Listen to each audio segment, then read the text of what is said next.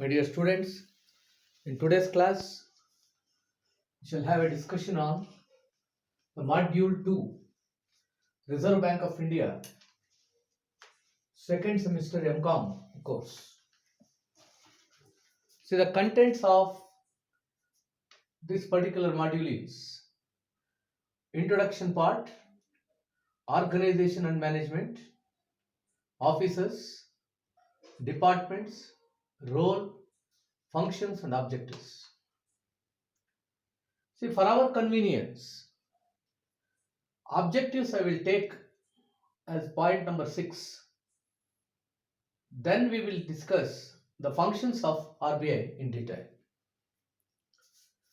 So the first and foremost important thing is introduction part of Reserve Bank of India. RBI is the central bank of the country, occupies a significant place in the Indian banking and financial system. It is an apex institution. It acts as a guide, regulator, controller and promoter of the financial system. RBI was established in 1935 under RBI Act 1934 with the objectives as stated in the preamble of the RBI Act to regulate the issue of bank notes and for keeping of the reserves with a view to securing monetary stability of India and generally to operate the currency and credit system of India to its advantage. So this is the introduction part of RBI. Now let us proceed to the organization and management of RBI. Here, the Central Board of Directors consists of 20 members. They are one governor and 4 deputy governors appointed by the central government, 4 directors nominated by the central government, 1 each of 4 local boards, 10 other directors nominated by the central government, 1 government official nominated by the central government. The chart showing organization of RBI is given in this particular data. First important thing, we have Central Board of Directors, then we have Governor of RBI, Deputy Governors, Principal Chief Manager, General Manager, Deputy General Manager, Assistant General Manager, Manager, Assistant Manager and Staff. This is the chart showing the organization of RBI. See, coming to the offices, number 3, central office or headquarters is in Mumbai, local offices New Delhi, Kolkata, Chennai, Bangalore, Kanpur, Ahmedabad, Hyderabad, Patna, Nagpur, Srinagar, Jaipur, Bhubaneswar, Chandigarh, Guwahati, Indore and Trivandrum and office in London. So this is the offices. Coming to the fourth important content of this particular RBI is departments. We have 17 departments. Departments of banking, department of non-banking companies, department of legal affairs, exchange control department, agricultural credit, industrial finance, economic department, department of research and statistics, inspection department, RBI services board, department accounts and expenditure, department of external investments and operations, press relations division, industrial and export credit department. These are some of the 17 departments which are there in RBI. See, coming to the next important part, that is the role of RBI. So what is the role played by RBI? as a central bank of the country. So the first important role is issuer of currency. The Reserve Bank is the sole authority for the issue of currency in India. Since currency is considered as the base for the expansion of money supply, regulation of currency is an important element in monetary control of RBI. The first role is it is the issuer of currency. Issuer of currency. This is the first role. Coming to second one, government banker. The Reserve Bank is the banker to the central bank as well as the state governments. All current accounts of the governments are maintained with RBI. All receipts and payments are made on behalf of the government. That is the second one, government banker. Number 3, bankers bank. The Reserve Bank is the statutory banker to the government of India. It maintains cash reserve with central government to facilitate clearing operations and with the state government to facilitate funds for short term and provides economical central clearing and remittance facilities. So the fourth one is it is the supervising authority. It is the supervising authority. That is the fourth role played by that. RBI is responsible for the development of an adequate and sound banking system for catering the needs of trade, commerce, industry, agriculture, etc. This is the fourth one. Fifth one, exchange control authority. RBI is the custodian of foreign exchange reserves of the country. It maintains the exchange control in a very planned and meticulous manner. So the sixth role is it is the promoter of financial system. The Reserve Bank of India serves as an advisor to the government on economic planning, resource mobilization, banking and financial matters. It is responsible for financial policies and other initiatives concerning loans, agriculture, finance, industrial finance, etc. Last but not the least, it is the regulator of money and credit. Last important role is it is the regulator of money and credit. RBI controls the money supply and credit in the economy. This helps in achieving the price stability, full employment, economic growth, equilibrium in the balance of payments. This is the role part of RBI. Now, let us discuss what are the objectives of RBI. Actually, it is in the seventh place. For our convenience, before functions, we will discuss the objectives of Reserve Bank of India. The objectives of Reserve Bank of India is to manage the monetary and credit system of the country, to stabilize the internal and external value of the rupee, to ensure for the balanced and systematic development of banking, to help for the development of organized money market in the country, to assist for proper arrangement of agriculture finance, to assist for proper arrangement of industrial finance, to assist for proper management of public debts, to establish the monetary relations with other countries of the world and internal financial institutions. See, these are some of the objectives of our Reserve Bank of India. Now, let us go to the functions of RBI. If you look at the functions of RBI, there are three important functions. First one is monetary functions, supervisory functions, and promotional functions. See, here I have bifurcated it into several types.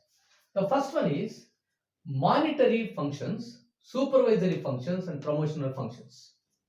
So under monetary functions, you have issue of currency, acting as a banker to the government, foreign exchange rate management, and credit control functions. These are some of the four important monetary functions of our RBI. Let us discuss these points in detail one by one. I have taken first the monetary functions of RBI. I am going to explain everything in brief. See, that's very important thing. First important monetary function of RBI is issue of currency notes. Under section 22 of RBI, Act 1934, the RBI is given the monopoly of the note issue of rupees 2 and above on its own account. Even rupee 1 note is also put into the circulation by RBI on behalf of the government. The RBI Act has a separate department called the Issue Department for the issue of currency notes. The Issue Department is required to keep the reserves in the form of gold coins, foreign security, rupees coins, Indian government securities, and eligible bills. So, this is the first important thing, issue of currency. Now, let us amplify the second important function, monetary function of RBI, acting as a banker to the government. How does the RBI act as a banker to the government? The RBI acts as a banker to the state and central government. As a banker to the government, the RBI acts in three capacities. They are, number one, as a banker, as a financial agent, as a financial advisor. Three important roles actually played by the RBI as a banker to the government. So let me explain how does it work as a banker. Number one, it accepts the deposits from the central and state government, open accounts in their names, and keep their cash balance. Number two, it collects money on behalf of the government. It makes payments on behalf of the government. It arranges for the transfer of funds from one place to another on behalf of the government. It makes arrangements for the supply of foreign exchange to the central and state government. So this is the role played by the RBI as a banker. Second important capacity is it acts as a financial agent. It acts as the agent for central and state government. It sells treasury bills of 90 days maturity and weekly actions on behalf of the central government. It manages the public debts of the central and state government. RBI represents the government of India in international monetary institutions like IMF, IBRD, etc. This is the second role. Third one, acting as a financial advisor. It advises the central and state government on all matters of the agriculture, industrial finance, financial aspects of planning, banking, legislation, etc. It also gives advice to the government on matters of international finance. That's very important thing. Now, it acts as a banker's bank. It acts as a banker's bank. As a banker to the scheduled banks, it includes commercial banks notified by central government, state operative banks included in the list of scheduled banks since 1966, and RRBs. So, for third important thing is it acts as a foreign exchange rate management. See, it is an essential function of the RBI. In order to maintain stability in the central external value of the rupee, it has to prepare the domestic policies in that direction. Also, it needs to prepare and implement the foreign exchange rate policy, which will help in attaining the exchange rate stability. In order to maintain the exchange rate stability, it has to bring demand and supply of the foreign currency close to each other. See, let us go to the last important function under the monetary functions of RBI, credit control function. See, under credit control function, the commercial bank in the country creates credit according to the demand in the economy. But if this credit creation is unchecked or unregulated, it leads to the economy to inflationary cycles. The other credit creation is below the required limit, then it harms the growth of the economy. As a central bank of the nation, the RBI has to look for the growth with price stability. Thus, it regulates the credit creation capacity of the commercial banks with using various credit control tools. See, now let us discuss that in our next part of the discussion. Now let us go to the supervisory functions of, what are the supervisory functions of RBI? See, first part we have completed. What are the monetary functions? We have completed. Now let us go to the supervisory functions. So what are the supervisory functions of RBI? The first one is here, exercising power relating to licensing, branch expansion, liquidity management, amalgamation and liquidation of commercial banks, cooperative banks, inspection of commercial banks and cooperative banks, and calling for such information for the effective performance of its functions. See, these are some of the supervisory functions of Reserve Bank of India. Now let us go to the third important functions of RBI is promotional functions. What are the promotional functions? Promotion of financial institution for granting rural credits, extension of banking facilities to unbanked semi-urban and rural areas, collection and publication of statistics and financial economic matters, and these are some of the important promotional functions. Now let us discuss about the monetary policy of Reserve Bank of India. See, let me explain in the beginning what do you exactly mean by monetary policy of RBI. Monetary policy refers to the use of official instruments under the control of central bank, that is RBI, to regulate the availability, cost and use of money and credit in the general economic policy. See now, what are the objectives of monetary policy? First important objective of the monetary policy is price stability. Second one, stability of foreign exchange rate. Third one, full employment by expanding consumption and investment expenditure. Fourth one is high rate of economic growth. Fifth one, equitable distribution of income and wealth. See, for credit control, what are the various weapons used by RBI? See, here there are two important weapons. In that, the first one is quantitative weapons and qualitative weapons. Under quantitative weapons, we have bank rate policy, open market operations, and variation of cash reserve ratio and statutory liquidity ratio. These are some of the methods which are used by the RBI to control the credits. See, coming to the qualitative methods are regulation of consumer credit and regulation of margin requirement. Third one is control through directives. Number 4, rationing of credit. Number 5, moral request. Number 6, direct action. Number 7 one is publicity. Now let us discuss in detail what are the qualitative methods used by RBI in controlling the credit. See here, first I told you regulation of consumer credit. The credits of the banks purchase the durable consumer goods such as radio, television, etc. is called consumer credit. The RBI can regulate this type of the goods, methods and purpose of consumer credit depending upon the inflationary and deflationary conditions. Second one is regulation of margin requirement. Under this method, RBI controls the credit by prescribing the margin with the commercial bank and other lending institutions must maintain for advance granted by them against shares, stocks and goods. Third one is control through directives. Under this method, the central bank controls bank advances by issuing directives to the commercial banks in respect of their lending operations from time to time. Rationing of credit. It is a method of controlling and regulating the purpose for which the credit is granted by the commercial banks.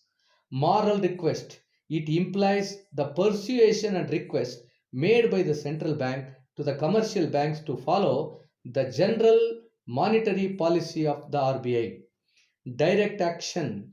It is widely used method. It implies the correction and punishable measures taken by RBI against the commercial banks and other institutions which are borrowing excessively for the central banks. Publicity.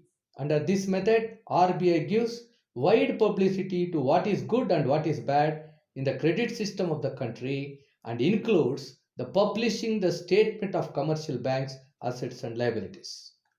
See here, after discussing all these functions of RBI, let me explain what are the achievements of RBI. See, the last important phase of today's discussion is what are the achievements of RBI. In that, the first one is cheap money policy. Number 2, note issue policy.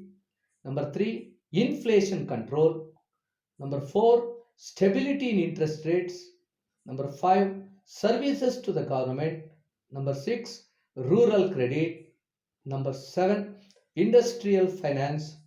Number 8, services as a banker's bank. Next, we have banking development, collection and publication of statistics. So these are the things which are to be included under the module 2, Reserve Bank of India.